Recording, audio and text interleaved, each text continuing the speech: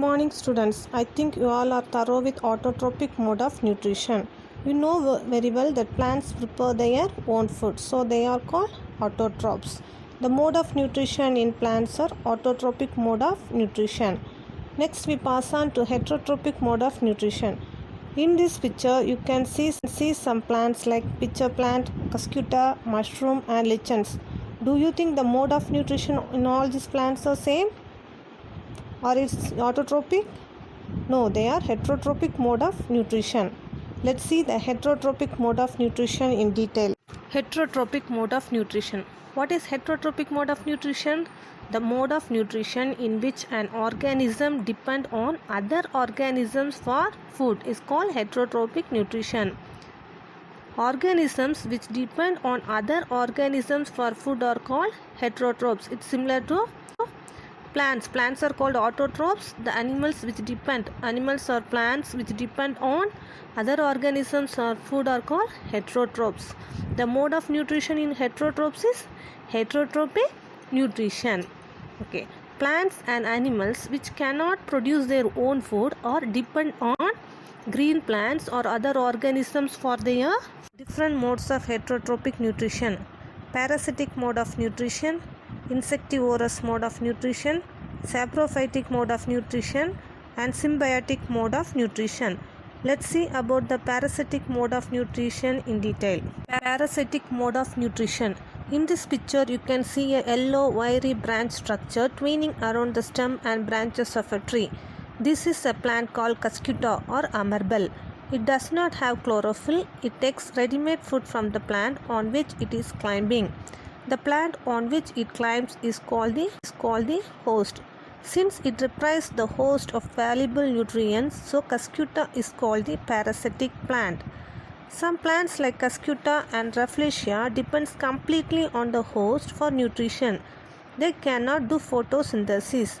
They are called total parasites. Do you know which is the largest flower in the world?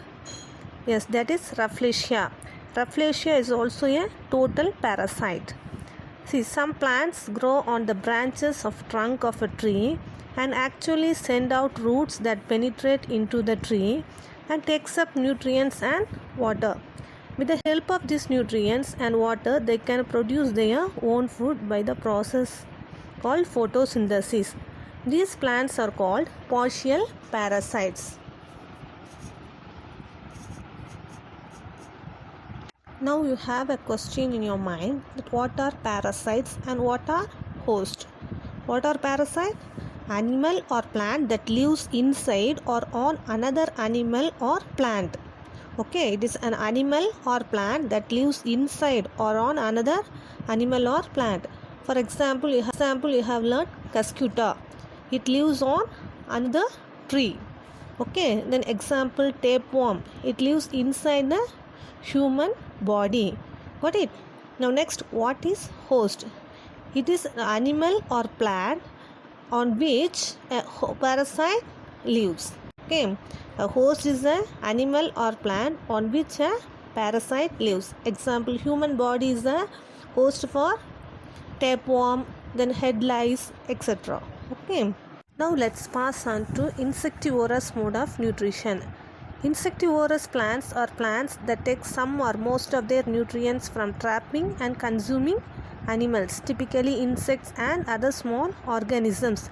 Here in the picture you can see an insectivorous plant, that is pitcher plant.